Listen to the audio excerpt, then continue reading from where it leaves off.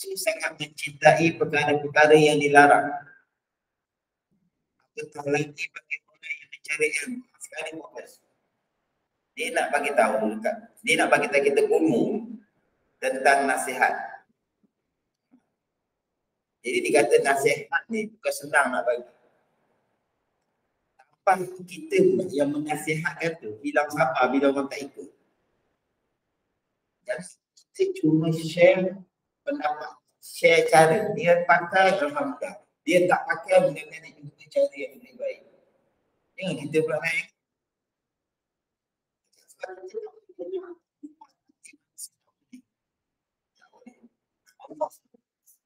Jadi jangan mengambil kerja kita menyampaikan.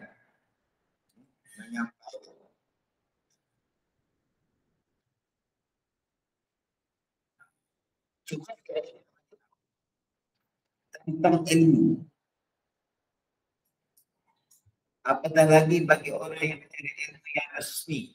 Maksud mencari ilmu supaya dapat jadi pegawai. Ilmu apa ni? Ilmu agama. Sebab Imam Ghazali tulis surat kepada anak murid dia yang dah belajar bertahun-tahun dengan dia. Kenapa hantar anak Hafiz? Tak belasah besar mudah-mudahan jadi imam. Awal-awal kenapa kita hantar Hafiz apa semua?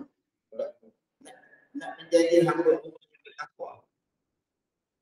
Ni waktu belajar diatur seperti sebagaimana Imam Syafi'i belajar Quran dulu, kemudian belajar hadis, belajar syariat. Kemudian macam kita ni kata Syekh Falambani dalam kita Hidayatus Salihin, karamkan diri kamu dalam ilmu tasawuf. Jangan pernah terlepas sampai kita mati, terlepas daripada pengajian tasawuf. Bayangkan dengki tu. Sekali dengki semua amalan ni dihapuskan dalam. Tak bahaya. Jadi kita kena tahu tak ada dengki tu apa tak ada dengki. Setakat yang tahu lah. Macam anak dia seorang dapat beli gitu. Kita tak ada memposting kat Facebook anak kita semua. Dengki tu. Tak boleh tengok orang tu tergembira. Kalau tak tengok tak boleh. Apa sih kita makan bagus. Dengki tu.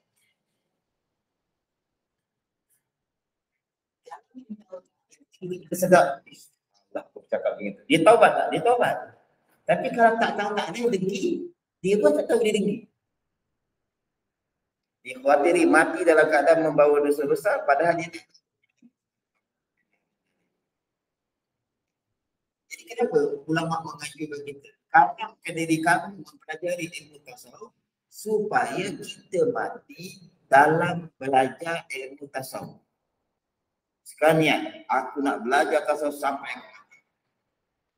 Jadi sementara kita nak faham dengki itu apa, hukum dunia itu apa, kalau ada kesalahan dalam maghfirah ada dah. Tak ada diskaun yang lebih hebat kepada umat Nabi Muhammad SAW. Mati dalam belajar apa dosa dia diampunkan. Banyak ilmu yang belum sampai kepada dia, kitabnya tebal, tiba-tiba dia mati tengah-tengah tu, yang tersalah sebab dia belum sampai ilmu tu diampunkan. Jadi kalau orang tahu ini, penuhlah pengajian. Penuh pengajian. Tapi itulah, bila hujung-hujung sibuk dengan cucu. Cucu nak beli kafan, cucu nak beli ini, cucu nak beli kasut, cucu. Mak dia kata. Tapi bukanlah belajar hari-hari. Maksudnya, ada pengajian tasawuf yang kita dah share dulu kan. Ini apa itu? Kita kena cari itu semua. Yang sesuai dengan masa kita satu. Yang sesuai dengan dia nak kata bukan benci tapi tak boleh. Mana masa je. Macam gitu. Masa saya belajar pun bila subjek ni bagi kita tak berapa masuk lagi dengan dia. Bukan kita benci bukan. Ini dia beritahu. Nafsu ni antara kejahatan dia bagi penuntut ilmu ialah dia mencari ilmu agama untuk jadi pegawai, untuk mendapat satu gelar rasmi, untuk dipanggil orang ustaz, untuk dipanggil orang sebagai guru. Dan sentiasa sibuk dengan menonjolkan kehebatan diri dan menghimpunkan kesenangan dunia. Kerana orang yang seperti ini selalu menganggap bahawa hanya dengan sekadar memperoleh ilmu sudah cukup menjadi sebab keselamatan. Tak cukup. Kita tahu kita dengki, kita tahu tak ada dengki, belum tahu kita tak dengki. Bukan nafsu, suruh dengki. Jadi apa yang support yang kedua setelah ilmu, benda ni dia beriring-iringan. Kita bisa ilmu, amalnya apa? Penyucian hati. Penyucian hati itu dengan apa? Zikrullah. Dengan zikrullah. Jadi kalau kita sendiri bikinnya apa? Yang istiqomah. Yang istiqomah. Hati yang saya bimbing, Tuhan. Salawat suku, sholat. Itu ada contoh bimbingan lah. Yang bagi saya pun kata. Habis mengajar ni, saya dah selesai Ustaz. Sampai nanti dia akan jadi 5,000. 5,000 tu konsisten ke 5,000.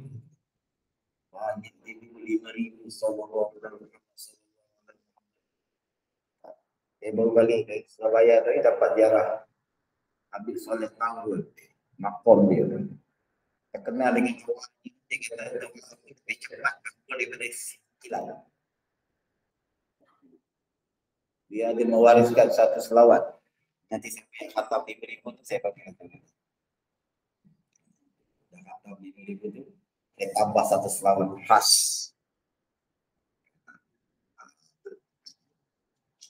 Jadi yang tak ada mursyid saya kata, itulah mursyidnya selawat tu. Jadi jangan tak istiqomah. Kalau kata tertinggal, bulan Allah bagi kata kodok.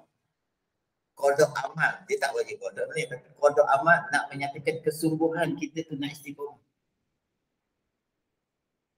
Jangan jadi syutak saya nak kata kodok. Kodok tadi dia ada tanda apa? Apostrofi. Dia ada makna lain pula. Bukan kodok sebenarnya kodok solat wajib tu bukan. Ini zaman beramal ibu-ibu. Ibu nampak tak sekadar nak jadi pengamal tinggi. Tak besar kiamat. Semua ulama menceritakan Imam Mahdi juga. Semua ulama menceritakan Dajjal dia nak keluar sekarang. Apa yang menyelamatkan kita? Hati yang bersih. Hati yang tak ada dengki.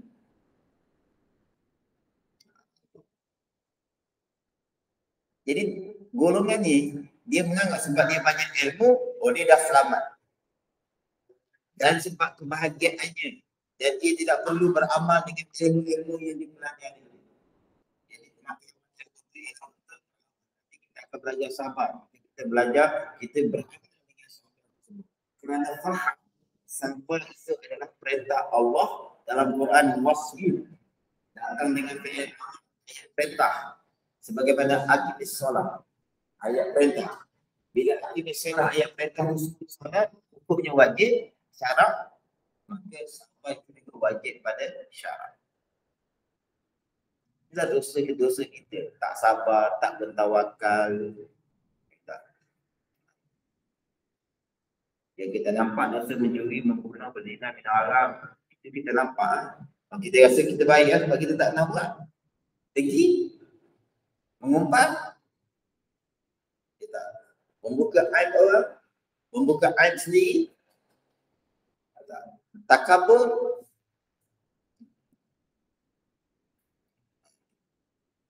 itu kepala segala kejahatan. Itu sifat iblis. Dengki ni sifat binatang. Dia monyet dekat ujung hitam. Dia bukan nak makan buah tu. Sianat. Orang Melayu kata dengki khianat. Dengki khianat tu perangai monyet. Itu perangai binatang. Takabur perangai iblis. Apa perangai iblis tu? Dia rasa dia lebih hebat. Padahal dia sama-sama dicipta oleh Allah. Jadi Tuhan punya makhluk, yakni Allah, semua dia bagi penghormatan kepada dia tak nak dengan alasan aku lebih hebat. Allah SWT aku nak tanya, ya Allah, mana tu ya? Takabur orang cakap ni.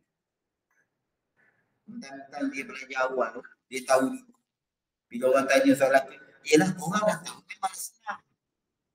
8 campur 8 campur 8. Berapa? 24. Senang jawab. Bagi budak tadika. Berpeluh. Jadi maknanya, dia tadi sebab dia di level tadika. Kita hormatlah dia di level tadika tu. Tak boleh kita kata, ya Allah dulu aku macam ni lah. Mudah kalau dia ilmu dia. Tak boleh kita kata, tak boleh kalau kita tutup. Kalau itu apa? Bila tak katanya ya Allah. Itu tak. Sombong itu. Sombong ni tak nak menerima kebenaran. Sombong. Sombong tu dia menaiki. Takabur tu.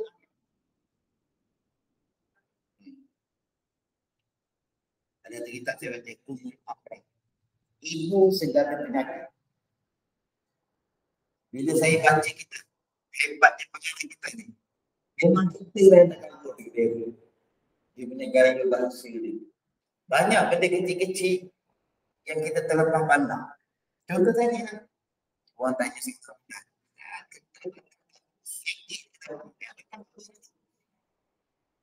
Dia sedang merendah-rendahkan orang. Tanpa siapa tahu pun. Maksud ketawa dalam hati dia itu kan merendah-rendahkan. Allah tahu tak? Allah tahu. Itu yang kita nak belajar itu. Kita dengan tazkiyah, dengan penyucian hati, kemudian benar-benar Allah bimbing. Tak cukup dengan ilmunya. Orang seperti ini sebenarnya telah terpengaruh dengan etikot dan aliran pemikiran ahli falsafah. Ahli falsafah ini dia banyak teori. Dia banyak teori. Semua kelirunya pemikirannya seperti ini. Apa pemikiran itu? Semata-mata dah alim, orang panggil tuan guru sekalipun. Kita rasa sama. Kalau rasa sama, kita dah terpesong. Ni dah belajar hari-hari ni, jangan rasa selamat. Nanti balik rumah tu tengok jiran sebelah dah berubah, oh tak belajar, oh hebat. Nak kena jaga. Tengok aku mati daripada jiran aku. Dah tu dia kerja kita. Nanti kalau baca Quran Amrod tu, kita akan dapat satu keadaan di mana kalaulah kita tahu diri kita siapa, kita tak sempat nak sibuk hal orang lain. Melainkan orang datang minta pendapat, minta nasihat, minta pandangan, kita tolong. Betul ni, betul. Tak sempat. Apa lagi mencari saya? Tak di rumah. Dah jam, jangan kita ikut. Tak sempat. Kita dah belajar tu. Jadi kita dengar cukuplah itu sampai ke kita, tidak kita kembangkan. Itu dah baik. Jangan lagi kita mesej, aku cakap kau diam-diam tu. Jangan. Kena doa kali. Jadi Allah membuka cerita tu pada kita, kita kena mesti tahu itu ujian bagi kita. Allah nak tengok, kita tolong dia jadi baik atau kita tolong dia sebar kejahatan dia. Tak boleh. Tak boleh. Itu kesian kadang-kadang orang kena tangkap, pergi mahkamah kan. Belum tahu kan dia bersalah. Muka dia dah penuh masuk khabar dah. Siapa yang malu? Anak-anak dia, ahli keluarga dia. Kita kau tengok dia tak sangka. Kita pula kata tak sangka. Mana kita tidur dengan dia tanpa mesti. Nanti ditakdir di akhirat jika tidak diampunkan oleh Allah Subhanahu wa taala. Jadi tasawuf ni dia sensitif. Yang difokus dia dengan Allah. Hal orang lain dengan Allah. Jika baik dia, jika tak baik dia tolong. Ataupun dia tolong. Itu juga kita. Sama ada kita doakan dia kebaikan kalau dia belum baik. Kalau dia baik, cuba ikut dia kebaikan. Itu saja. Jadi berhati-hati dengan media sosial. Macam-macam itu. Ya, artinya kena bercerai. Suami dia zalim. Kita pun komen. Teruknya orang pula buat diri sendiri. Tak cerita lah betul ke tidak? Ya, dia orang satu lah. Bercerai berapa masa Facebook. Itu masalah dia. Masalah kita jangan campur. Jangan ambil campur.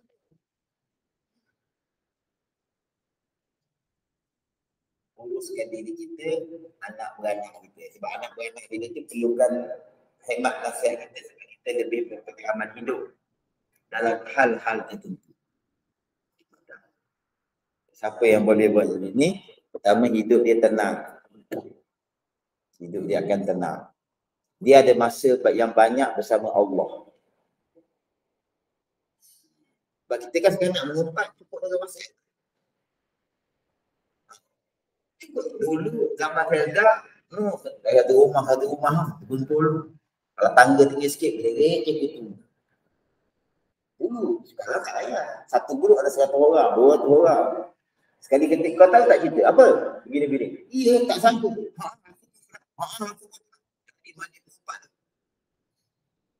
Nak buat apa lebih? Boleh, ya.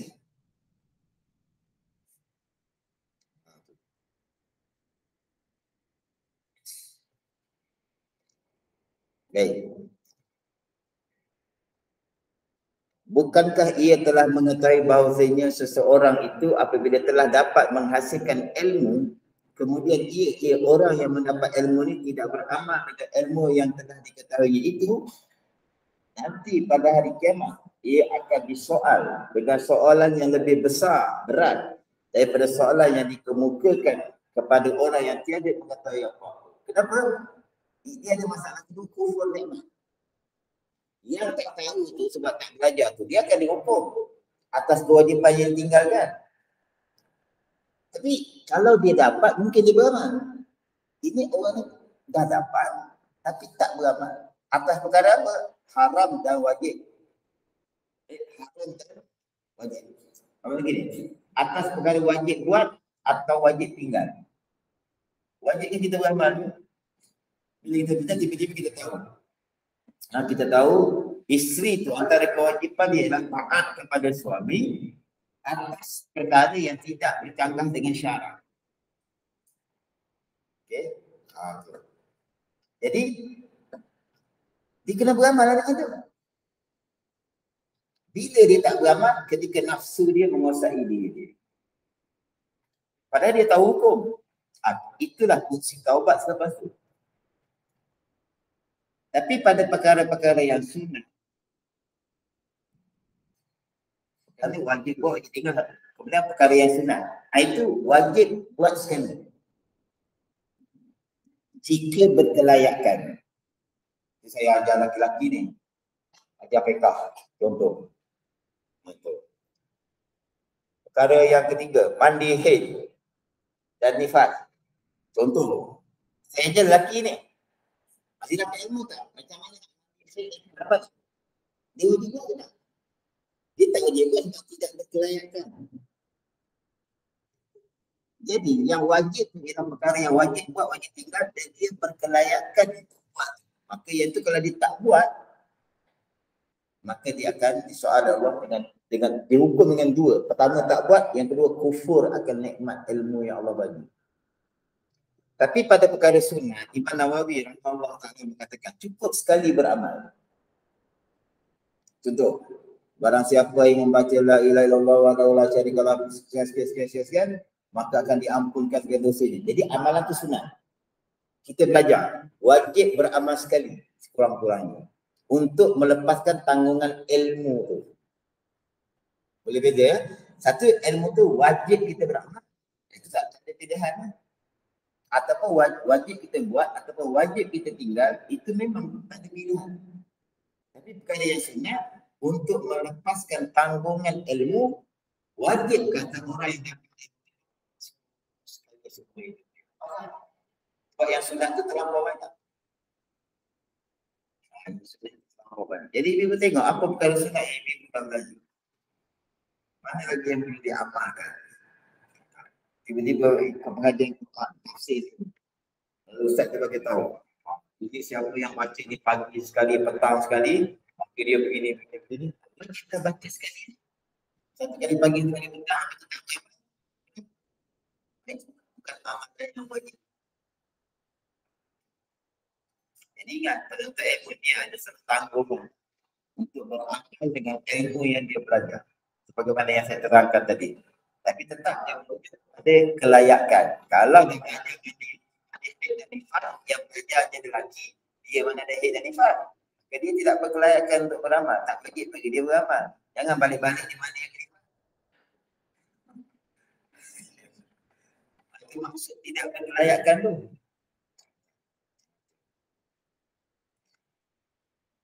Bukankah ia telah mengetahui bahawasanya seorang itu apabila telah dapat menghasilkan ilmu, kemudian ia orang dapat ilmu ini tidak beramal dengan ilmu yang telah diketahuinya, nanti pada hari kiamat ia akan disoal dengan soalan yang lebih berat daripada soalan yang dikemukakan kepada orang yang tidak mengetahui apa-apa. Masalahnya soal je pun. Soal bila tak dapat dihukum, itu masalahnya. Macam mana? Dia tak dapat. Dia juga menipu. Keluar sekali. Ni datang kau daripada hidup balik sampai tu tak pernah terakam CCTV lah contohnya. Tak pernah aku tengok kau beramal lah. Memang tak ada amalan dalam sepanjang hidup. Allah boleh bentangkan macam gitu. Contoh. Tak. Kaki saya ada CCTV. Kalau saya belajar ke tak belajar, saya boleh tengok. Dia boleh ketak boleh, dia boleh faham boleh. Saya kata tu boleh. Saya dah ini belajar tak? Belajar. Ada pun. Tapi budak, dia tahu dia sendiri. Lagi dia main. Sebab apa? Sebab budak. Sampai ada cucu, ada anak, dia tahu semua pernah mengalami.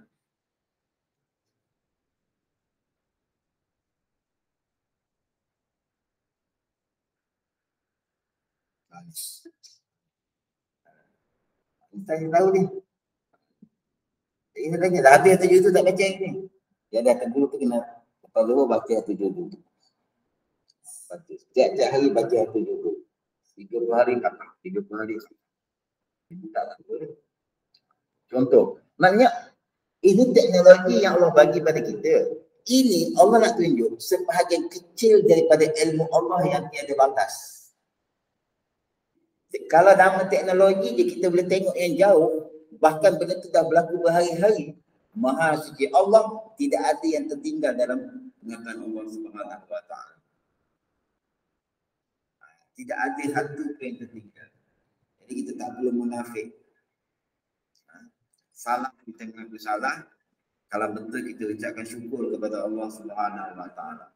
Jangan mencari-cari alasan, lepas daripada makhluk, takkan lepas daripada Allah.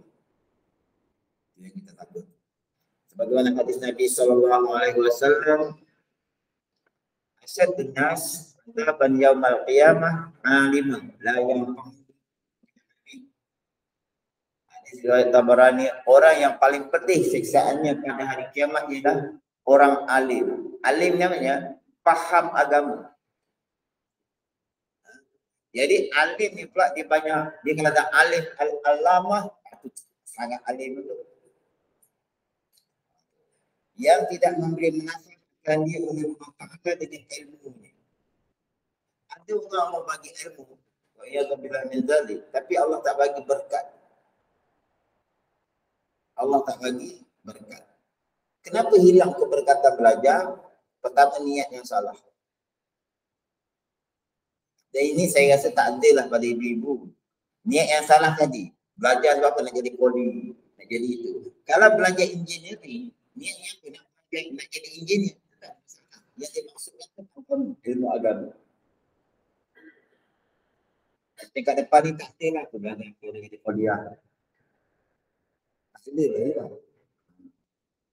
Semua belajar sebab nak jual baju apa semua. Masalah. Itu maknanya bukan niat belajar dia tambah satu lagi dia. Yang keduanya adab. Ini dua perkara yang menyebabkan ilmu itu tak berkat. Ilmu itu tak berkat. Saya pun pelik. Dulu kan saya belajar, saya SPM di Pahang, cikgu bahasa Melayu saya Cina. Cikgu Tio lah dia.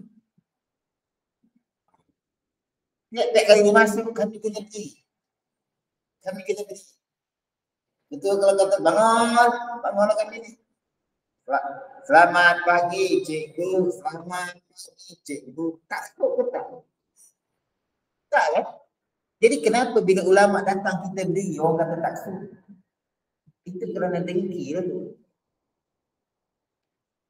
Kita menghormati orang yang nak memberi kita ilmu. Tak ada masalah ambil bahasa Melayu dengan orang Cina pun, tak ada masalah. Sebab dia pandai daripada kita.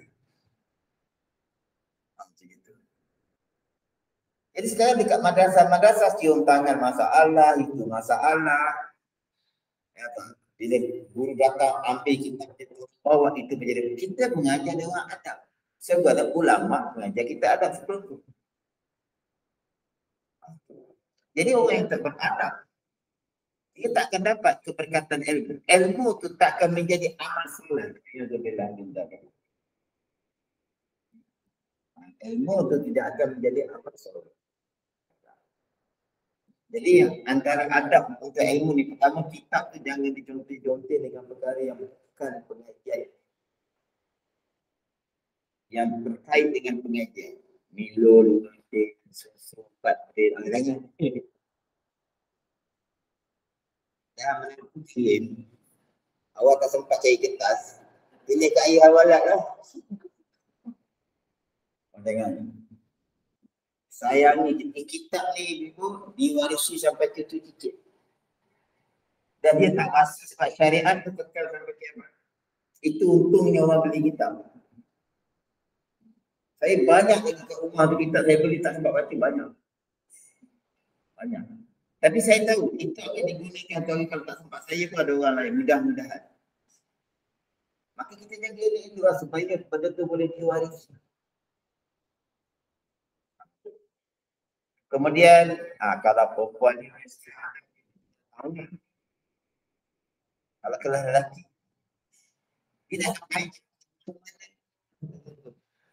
dia nampak ustaz datang pun sengih.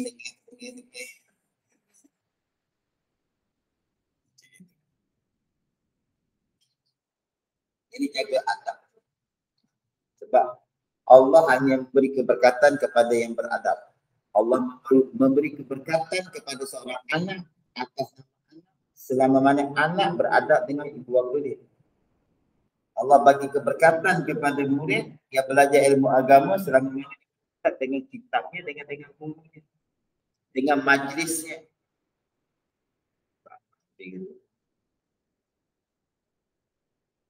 Dia bila tak bermanfaat, bila ilmu tu tak berkat dalam kita, Allah akan letak dia ni alim.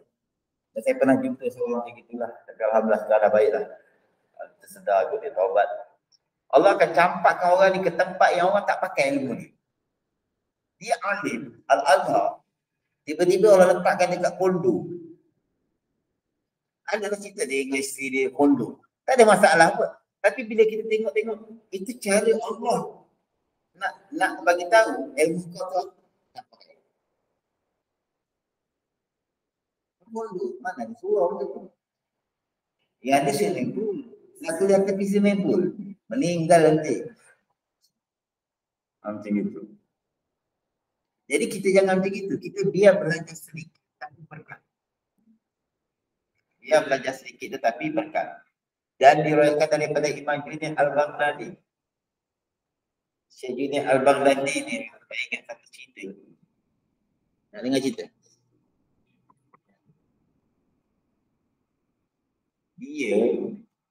dia tiba-tiba ada satu orang datang jumpa dia nak belajar. Dia kata belajar. Tapi sepanjang belajar, kawan-kawan dia tengok hebat dia. Peksa tak pernah tak dulu. Semayang tak pernah hormat. Makan malam tak pernah. Hemat terbaik. Hemat pada guru madrasah terbaik. Bertahun-tahun. Sampai satu ketika, orang kanan Syekh Junaid kata kau balik kampung, kau pergi berdakwah ke kampung. Jadi ada kekosongan menjadi orang kanan. Maka dilantiklah, kita panggil A lah yang tadi itu. A dilantik. Memang bagus hemat dia. Sampai satu ketika kawan Syekh Junaid dia datang ke madrasah dia. Duduk sekali. Jadi si A itu dia hemat lah. Bagi makan, bagi siap. Kebetulan kawan Syekh Junaid, setelah Syekh Junaid, dia pelatih SCA tu. Lalu dia bisikkan kepada Syekh Junaid. Panggil Net lah kawan. Kau tahu tak siapa budak ni A ni? A ada kat depan tu. Apa Syekh Junaid kata? Aku daripada awal pertama dia datang. Si A ni aku tahu lah, dia ni setan.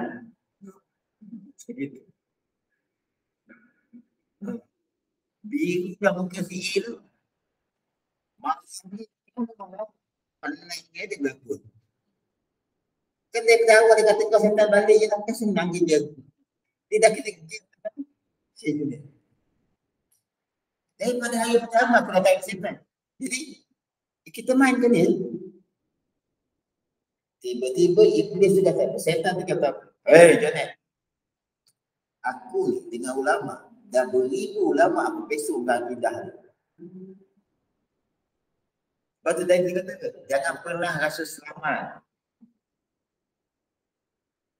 Jangan pernah rasa selamat. Sampai kita disuruh baca Allahumma antas salam wa minkas salam wa alaika salam fa inna rabbana bisalam wa dakhilna jannata darasalam.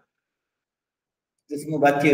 Itu ayat-ayat yang kita ni sangat merasai bahawa kita tak pernah lagi selamat. Bila confirm selamat, salam kaulan min rabbir. Kita dengar dah semua. Oh, dah boleh tarik nafas lagi.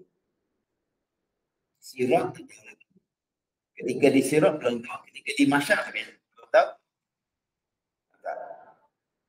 Tapi yang nak bagi tahu kau wahai Junaid, si A ni dia puji kan. Apa sih dia jawab? Celaka kau, rambus kau dah bersih lebih. Kalau si Junaid kata, kau tak tahu Junaid dia tak kabur. Tapi si Junaid tak ada, hati dia tak ada. Tak terkesan dengan pujian, tak terkesan dengan makian. Itulah sufi. Kita kalau nak panggil tu saja tu contoh. Monyet tu orang tahu ni. Taklah. Mati monyet. Kalau kita marah, maknanya kita confirm kita monyet. Dia tak kena objek. Kita ni manusia kita ni monyet. Tapi kenapa kita marah? Sebab kita ada tersifat suka dipuji. Itu kita tak rasa. Dan kita tak akan mengaku. Hakikat itu. Nak disanjung, nak dikata tinggi. Kata tak macam ni. Jadi kenapa kita dengarnya? Kita kenal monyet itu siapa? Tak ada pula. Kau tak tahu je. Sabar. Dapat pahala sabar kat situ. Sabar ni, dia tak ada waktu macam saya. Zuhur 1 lebih sampai 4 lebih. Sabar ni, kau suka Allah nak bagi pahala tu. Kita tolak pahala tu dengan tak sabar. Dan kita mengambil dosa tak sabar. Kita pilih mana kita lah. Jadi sebab tu, proses membaikkan hati itu berlaku setiap hari. Proses zikrullah tu berlaku setiap saat. Yang kita letak 1000, 2000, 3000 itu sebagai satu panduan supaya ada benda kita nak pegang. Akhirnya nanti kalau tak istiqamah, Allah Ta'ala kebiasaan dia berselawat. Mak engkau itu tak tahulah jenis apa. Oh, pojok.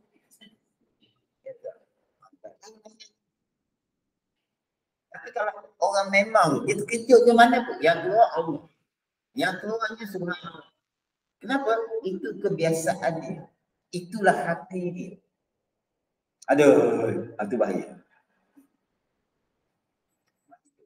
Itu bahasa mengeluh. Bahasa mengeluh tidak dibenarkan. Mengeluh ni seperti protes kepada Allah. Tak boleh. Gantikan dengan zikir subhanallah, masya, inna lillahi. Astagfirullah. Pun boleh. Dan diriwayatkan daripada Imam Junaid Al-Baghdadi, wafat 297 Hijrah. Maksudnya dia dalam kurun yang ketiga. Rahimahullah ta'ala, bahawa ada seorang yang telah bermimpi bertemu dengan beliau di waktu tidur setelah kematian beliau. Jadi Syekh Junaid itu dah meninggal. Ada orang mimpi jumpa dia. Lalu orang itu bertanya kepada Imam Junaid Al-Baghdadi dengan katanya, apa khabar engkau wahai Abu Qasim? Gelaran dia Abu Qasim. Junaid Al-Baghdadi di Baghdad. Baghdad tu ibu sudah tahu pusat perkembangan Islam ilmu. Baghdad. Lalu Imam Junaid Al-Baghdadi menjawab, sebenarnya telah hilang segala ilmu-ilmu yang zahir. Bahkan juga telah hilang ilmu-ilmu yang batin. Dan sudah tidak ada lagi yang bermanfaat kecuali hanya beberapa rakaat yang sempat kami lakukan di tengah malam. Apa isyarat tu?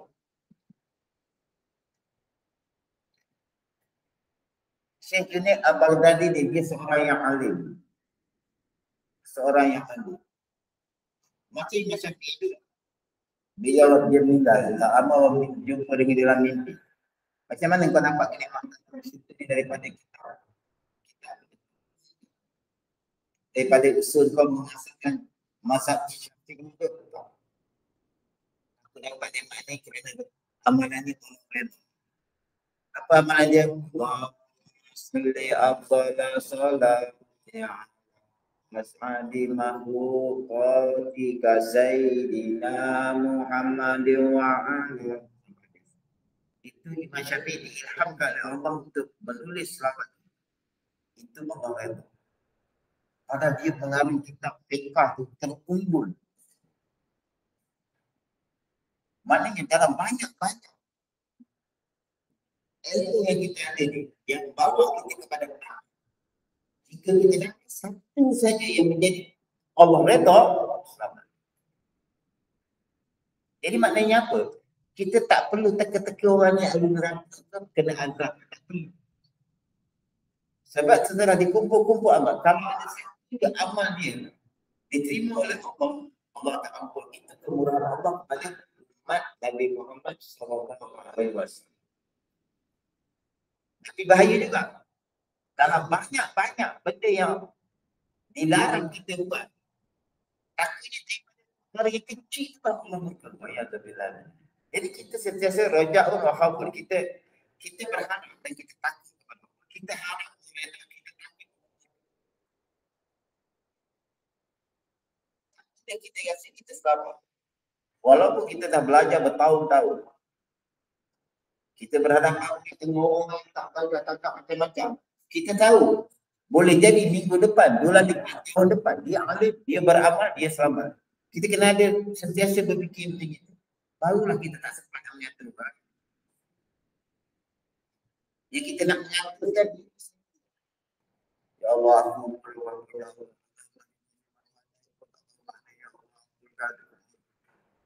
Waghfirli warhamni wajburni warfa'ni warzuqni wahdini wa'afini wa'afani. Maknanya apa? Jadi kita minta benda yang kita tak tahu. Jadi kita tahu tak kita dapat nanti. Kita minta benda yang kita tak tahu. Lepas tu kita dapat sesuatu. Kita tahu tak itu benda yang kita doa kan? Jadi ada masa lagi tengok balik sini. Ya, kalau hal ni Rabbi fili je. Rabbi fili, ampunkan aku, ampunkan aku. Boleh jadi apa? Risau aku, wajib warfa'ni. Sebab benda tu kita pakai hari-hari. Benda tu kita pakai hari-hari. Habis ke situ. Kita boleh masuk yang ketiga sekejap. Ada soalan?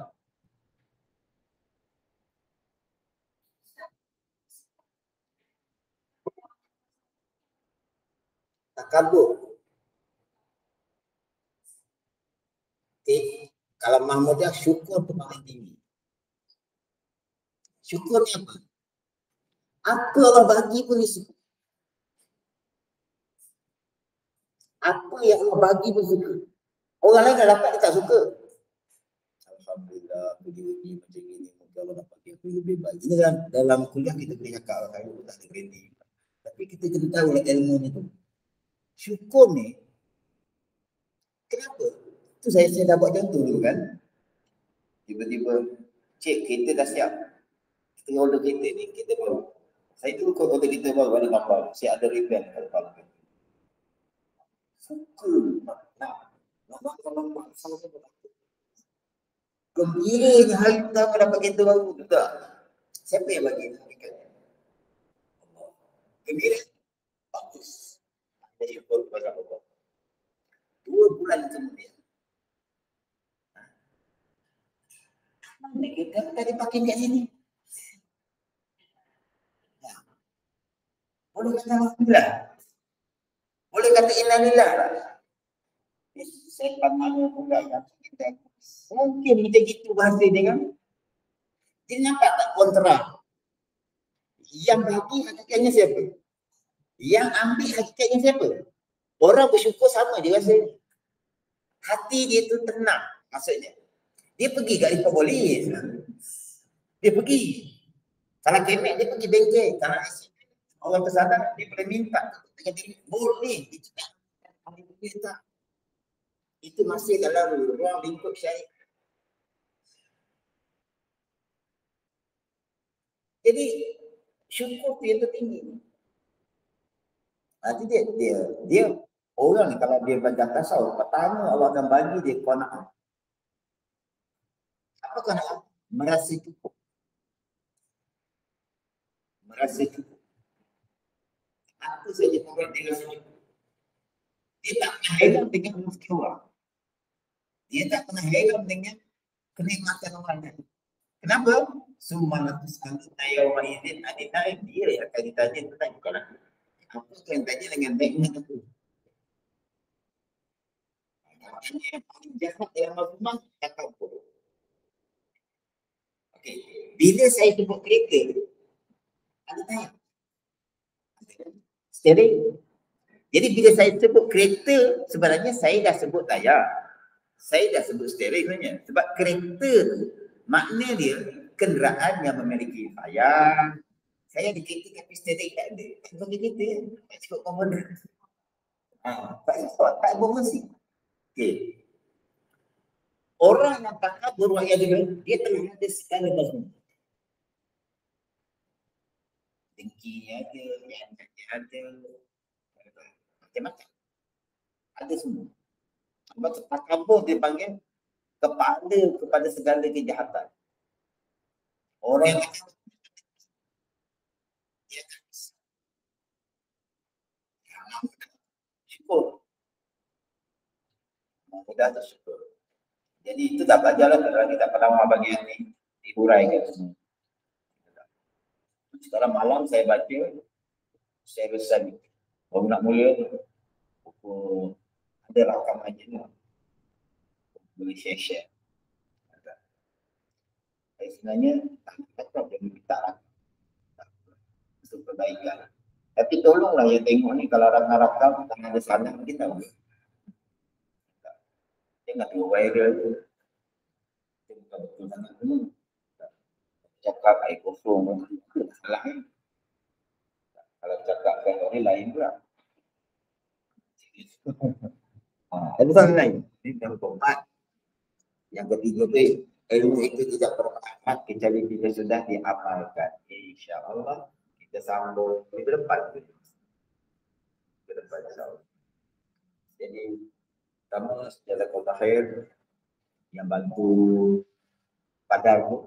Ada lagi satu orang saya perlu tahu saya cek dekat Qatar untuk bagi dia tahu ahli. Dia yang menyumbang untuk madrasah di Indonesia tu. Saya sudah hantar, dah kirim sana. InsyaAllah dia nak siapkan musola lah sekarang. Tadi saya hantar dekat 10, 5, dekat 15 juta, 20 juta tu. Campur dengan surah lain. Mudah-mudahan sahabat saya itu dapat menyiapkan surau. Apa tu musola untuk madrasah dia perempuan, insyaAllah. Jadi sampai kita jumpa lagi insyaAllah. Mudah-mudahan ilmu yang kita dapat ni jadi ilmu yang bermanfaat. Al-Fatihah. Bismillahirrahmanirrahim. Alhamdulillahirabbil alamin. Rahmanir-rahim. Maliki yaumiddin. Iyyaka na'budu wa iyyaka nasta'in. Shiratal mustaqim. Shiratal ladzina an'amta 'alaihim ghairil maghdubi 'alaihim. Bismillahirrahmanirrahim.